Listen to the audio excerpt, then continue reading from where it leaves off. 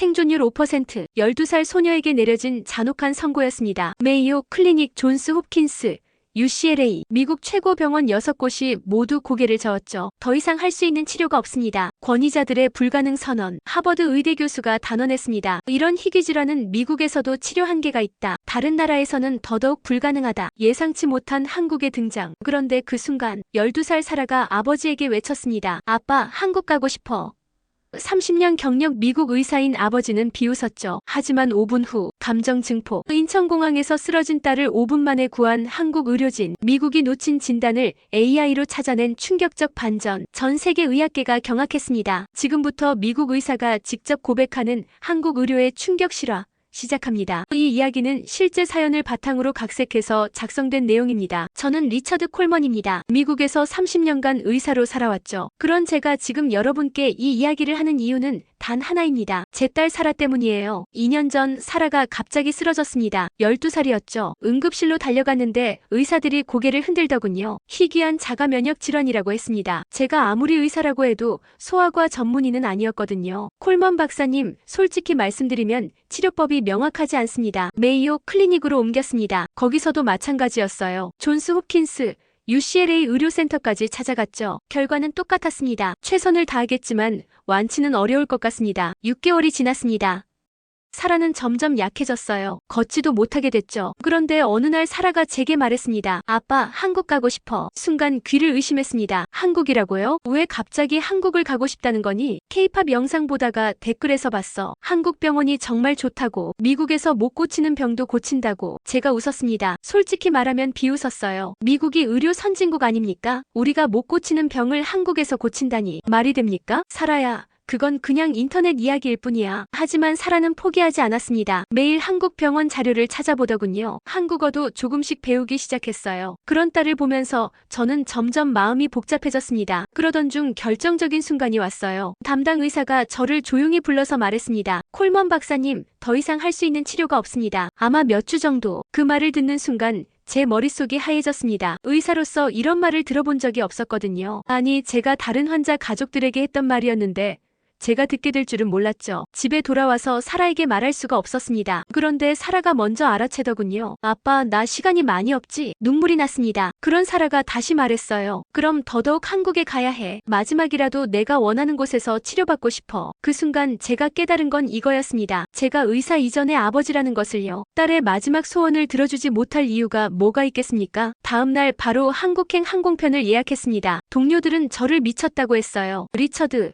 정말 한국에서 치료받을 거야? 차라리 유럽으로 가지 그래. 하지만 제 마음은 이미 정해져 있었습니다. 사라가 원한다면 화성이라도 갈 준비가 되어 있었거든요. 한국으로 가기로 결정한 후에도 제 마음 한편에는 의구심이 있었습니다. 솔직히 인정하죠. 저에게는 한국에 대한 편견이 있었어요. 제가 젊을 때 군의관으로 복무했던 경험 때문이었습니다. 1980년대 말 저는 주한미군 기지에서 근무했었거든요. 그때 한국은 지금과는 완전히 달랐죠. 의료시설도 열악했고 장비도 부족했습니다. 한국군 의료진들과 함께 일한 적도 있었어요. 물론 그들도 최선을 다했지만 미국과의 격차는 컸습니다. 그때의 기억이 남아있었던 거죠. 한국이 그 사이에 얼마나 발전했겠어? 제가 속으로 중얼거렸습니다. 하지만 사라는 달랐어요. 이 아이는 K-팝을 통해서 한국을 알게 됐거든요. 방탄소년단, 블랙핑크 이런 그룹들 말이에요. 아빠, 한국 사람들 정말 똑똑해. 이렇게 멋진 음악도 만들고 휴대폰도 잘 만들잖아. 사라가 삼성 갤럭시 폰을 흔들며 말했습니다. 맞는 말이었죠. 삼성, LG 이런 회사들이 세계적인 기업이 됐으니까요. 그리고 아빠, 넷플릭스에서 킹덤이라는 드라마 봤어? 한국 드라마인데 정말 재미있어. 킹덤을 저도 봤습니다. 놀랍더군요. 제작 수준이 할리우드 못지 않았어요. 하지만 여전히 의료기술은 별개라고 생각했습니다. 출발하기 며칠 전 사라가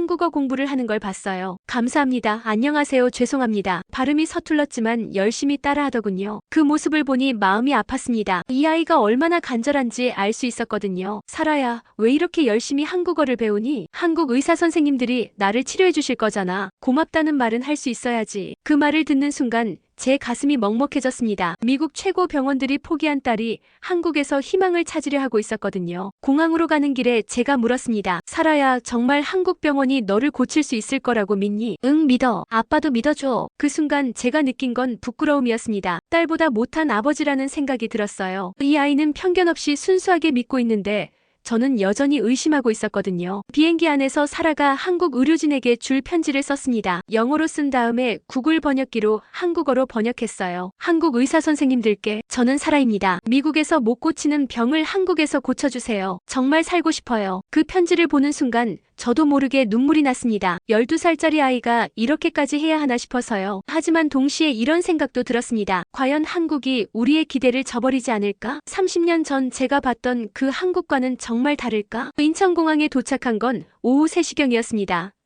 장시간 비행으로 사라가 많이 지쳐 보였어요. 입국 수속을 기다리는데 갑자기 사라가 휘청거리더군요. 아빠 어지러워. 그러더니 그대로 바닥에 쓰러졌습니다. 의식을 잃은 거였어요. 제가 얼마나 당황했겠습니까? 사라야, 사라야. 주변 사람들이 몰려들었습니다. 저는 의사니까 즉시 맥박을 확인했죠. 약하지만 뛰고 있었습니다. 하지만 체온이 올라가고 있었어요. 누구 의사 없나요? 응급실로 데려가야 해요. 제가 영어로 외쳤는데 주변 사람들이 이해하지 못했습니다. 그때 한 공항 직원이 달려왔어요. 의사이십니까? 곧 의료진이 오겠습니다. 깔끔한 영어였습니다. 제가 놀란 건 그 다음이었어요. 정말 5분도 안 되어서 의료진이 도착한 거예요. 의사 2명, 간호사 2명, 그리고 최신 응급 장비를 가지고 왔습니다. 환자분 상태가 어떻게 되십니까? 담당 의사가 유창한 영어로 물었습니다. 제가 사라의 병력을 간단히 설명했죠. 희귀자가 면역 질환으로 6개월째 치료 중입니다. 장시간 비행 후 갑자기 의식을 잃었어요. 의사가 즉시 사라의 상태를 체크했습니다. 맥박, 혈압, 체온, 산소 포화도까지. 그 과정이 너무 신속하고 정확했어요. 미국 응급실과 전혀 다르지 않았습니다. 지금 즉시 병원으로 이송하겠습니다. 어느 병원으로 가실 예정이셨습니까? 서울대학교 병원입니다. 알겠습니다. 미리 연락드리겠습니다. 그 순간 제가 깨달은 건 이거였어요. 한국의 응급의료 시스템이 생각보다 훨씬 체계적이라는 거였습니다. 공항에서 이렇게 빠르게 대응할 수 있다니. 구급차가 도착했는데 그것도 최신 장비였어요. 이동식 심전도 산소호흡기, 각종 응급약물까지 다 갖춰져 있었습니다. 구급차 안에서 의사가 제게 말했습니다. 걱정하지 마십시오. 서울대병원 응급실에 이미 연락했습니다. 도착하자마자 바로 검사 받으실 수 있어요. 정말 고맙습니다. 그런데 어떻게 이렇게 빨리 오실 수 있었나요? 인천공항에는 24시간 의료진이 상주하고 있습니다. 응급 상황에 즉시 대응하기 위해서죠. 제가 감탄했습니다. 미국 공항에서도 이 정도는 아니거든요. 병원까지 가는 도중에 사라가 의식을 되찾았습니다. 아빠 여기가 한국이야? 응, 사라야. 지금 병원 가고 있어. 사라가 구급차 안을 둘러보더니 말했어요. 와, 진짜 깨끗하다. 미국 구급차보다 좋은 것 같아. 옆에 있던 의사가 웃으며 말했습니다. 땡큐. 곧 병원에 도착합니다. 괜찮으실 거예요. 그때까지만 해도 저는 몰랐습니다. 이게 시작에 불과하다는 걸 말이에요. 서울대학교 병원 응급실에 도착하자마자 의료진들이 대기하고 있었습니다. 공항에서 미리 연락이 간 거였죠. 콜먼 박사님이시죠? 저는 김민준 교수입니다. 김민준 교수가 자신을 소개했습니다. 소아과 및 면역학 전문이라고 하더군요. 먼저 응급처치부터 하겠습니다. 그리고 기존 진료 기록을 자세히 검토해보죠. 제가 가져온 모든 의료 기록을 김 교수에게 전달했습니다. 6개월간의 검사 결과, 처방전, 치료 경과까지 모든 걸 말이에요. 2시간 후 김 교수가 저를 찾았습니다. 표정이 심각했어요. 콜먼 박사님, 잠깐 이야기 좀 해야겠습니다. 네, 말씀하세요. 기존 진단에 문제가 있는 것 같습니다. 제가 깜짝 놀랐습니다. 문제가 있다니요? 미국 최고 병원들에서 모두 같은 진단을 내렸는데요. 저희가 AI 진단 시스템으로 다시 분석해봤습니다. 증상은 비슷하지만 원인이 다를 가능성이 높아요. AI 진단 시스템이라니 처음 듣는 얘기였습니다. AI로 진단을 한다고요? 네, 저희 병원에서 개발한 시스템입니다. 수만 개의 케이스를 학습해서 인간 의사가 놓칠 수 있는 패턴을 찾아내죠. 김 교수가 컴퓨터 화면을 보여줬습니다. 사라의 모든 검사 데이터가 그래프로 표시되어 있었어요. 여기 보시면 염증 수치의 변화 패턴이 일반적인 자가면역 질환과 다릅니다. 오히려 특정 약물에 의한 부작용 패턴에 가까워요. 약물 부작용이라고요? 네, 미국에서 처방받은 면역 억제제 중 하나가 문제일 가능성이 높습니다. 극소수 환자에게서 나타나는 역설적 반응이에요. 제가 충격을 받았습니다. 6개월 동안 사라에게 투여한 약이 오히려 병을 악화시켰다는 말이었거든요.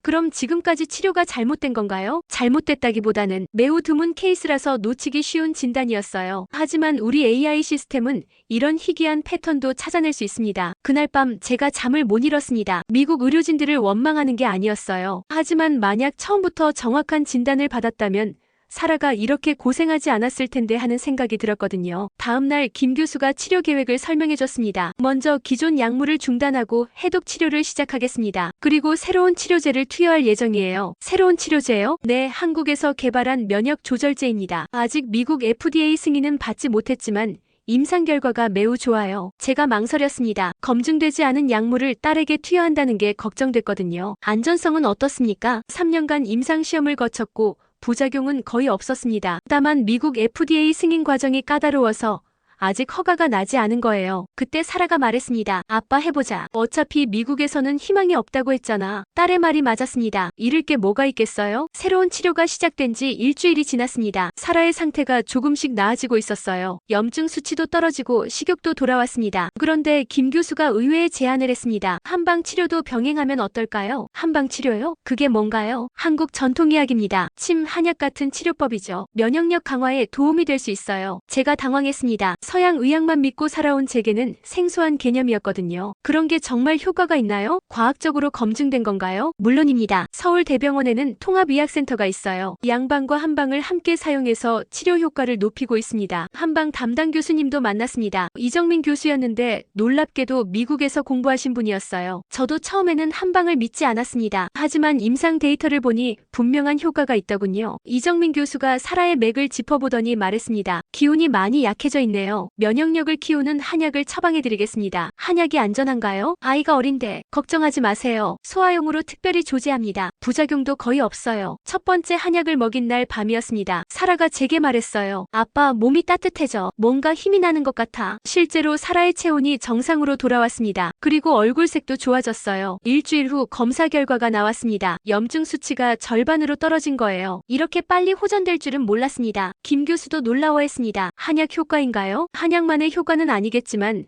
확실히 도움이 된 것 같습니다. 면역력이 많이 좋아졌어요. 그뿐만 아니라 침 치료도 받았습니다. 처음에는 무서워했지만 금세 익숙해졌어요. 아빠, 침 맞으니까 잠도 잘 와. 그리고 식욕도 좋아진 것 같아. 간병사 김영희 씨도 큰 도움이 됐습니다. 20년 경력의 베테랑 간병사였는데 사라를 친딸처럼 돌봐주셨어요. 사라야, 오늘은 뭐 먹고 싶어? 김치찌개요. 영희 아줌마가 끓여주신 김치찌개가 제일 맛있어요. 사라가 한국 음식을 좋아하게 된 거였습니다. 처음에는 매워서 못 먹었는데 이제는 김치도 잘 먹어요. 김치가 면역력에 좋다고 하던데 정말인가요? 제가 김 교수에게 물었습니다. 맞습니다. 발효식품이라서 장 건강에 도움이 되고 그게 면역력 향상으로 이어지죠. 한 달이 지났을 때 사라가 혼자 걸을 수 있게 됐습니다. 6개월 만에 처음이었어요.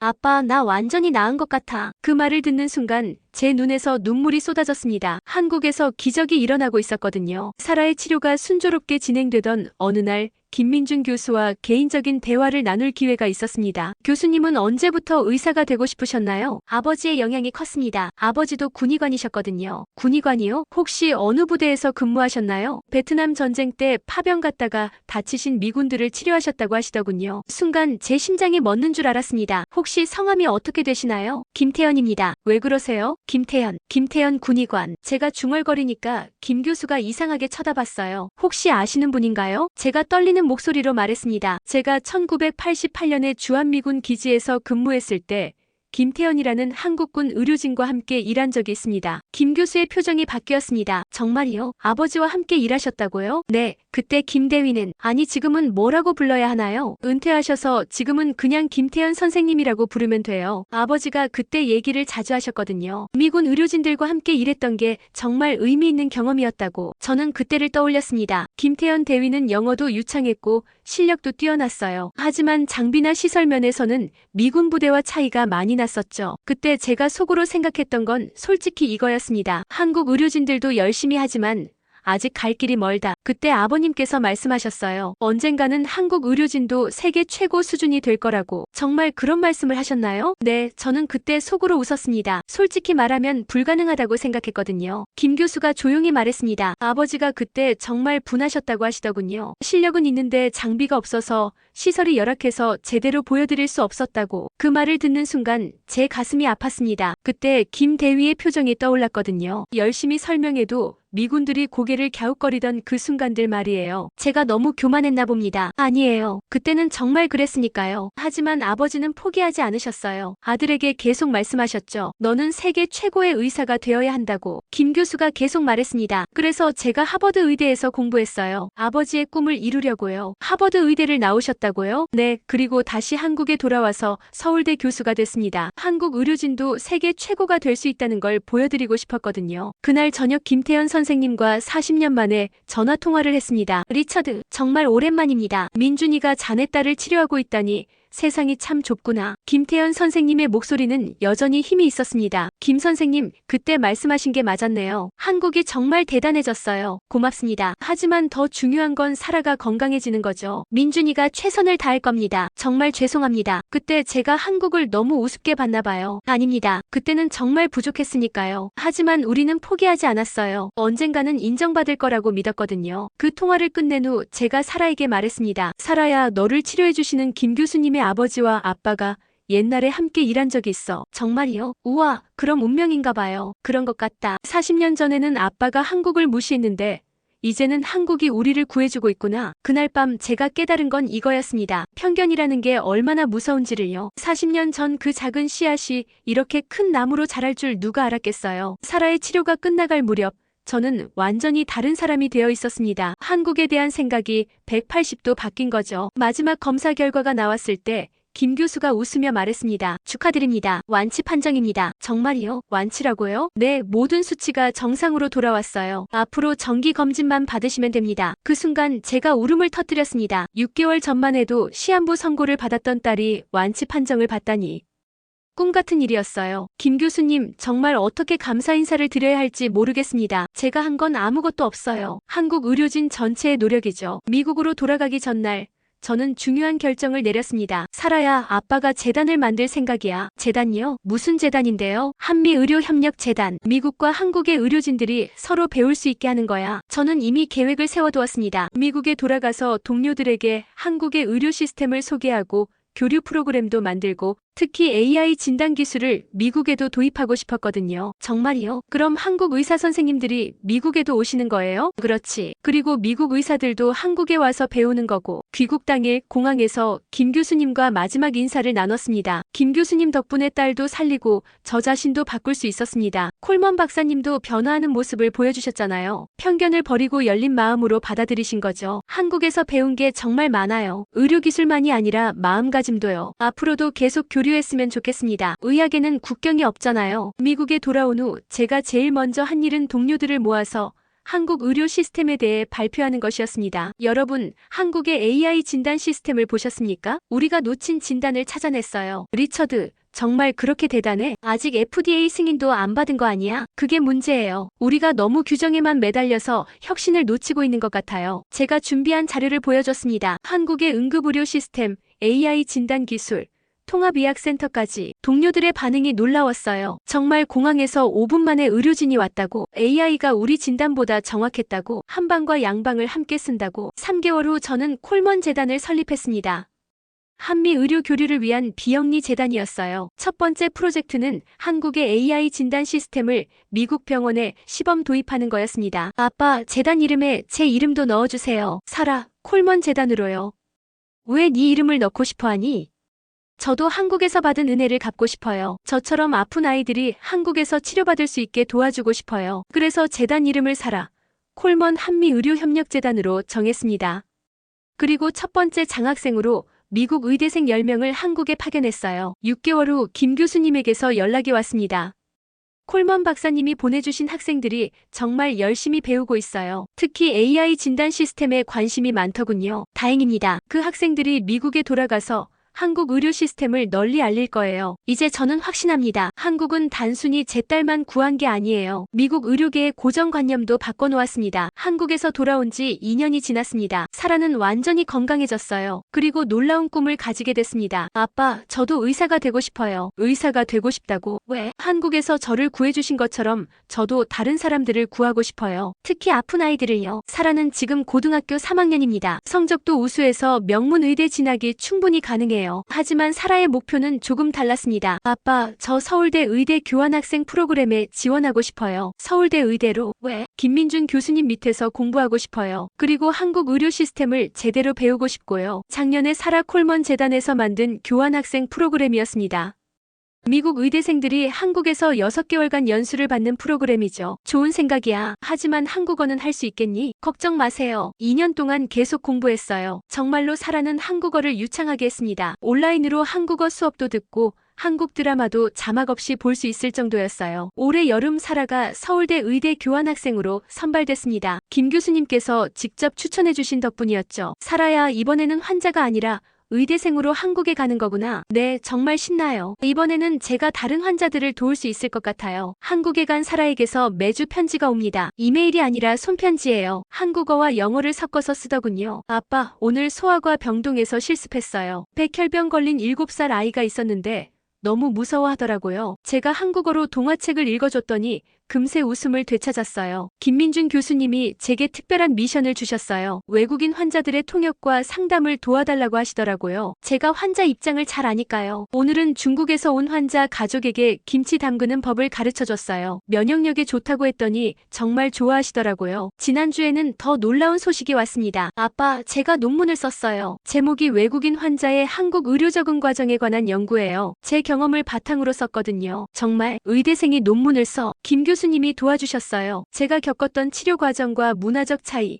그리고 극복 방법들을 정리한 거예요. 그 논문이 한국의학저널에 실렸습니다. 18살 교환학생이 쓴 논문이 학술지에 실린 거예요. 어제는 더욱 감동적인 영상통화를 했습니다. 아빠, 오늘 정말 기쁜 일이 있었어요. 사라의 얼굴이 환하게 빛나고 있었어요. 뭔데? 미국에서 온 백혈병 환자 가족이 있었거든요. 처음에는 한국 의료진을 믿지 못하겠다고 하시더라고요. 그래서 제가 제 이야기를 해드렸어요. 2년 전 저도 똑같이 생각했었다고. 하지만 한국 의사 선생님들이 제 생명을 구해주셨다고요. 그랬더니 울면서 고맙다고 하시더라고요. 그리고 치료받기로 하셨어요. 그 순간 제가 느낀 건 자부심이었습니다. 제 딸이 이제는 다른 사람들에게 희망을 주고 있었거든요. 사라야, 아빠가 정말 자랑스럽다. 아빠도 저에게 본을 보여주셨잖아요. 편견을 버리고 열린 마음으로 받아들이는 법을요. 내년에 사라가 미국에 돌아옵니다. 그리고 의대에 진학할 예정이에요. 하지만 이미 계획이 있다고 하더군요. 아빠, 저 의대 졸업하고 나서 다시 한국에 가려고요. 왜? 한미 의료 교류의 다리 역할을 하고 싶어요. 그리고 저처럼 아픈 아이들을 더 많이 구하고 싶고요. 지금 사라 콜먼 재단을 통해서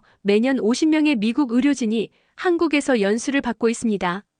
반대로 한국 의료진 30명이 미국에 와서 경험을 쌓고 있어요.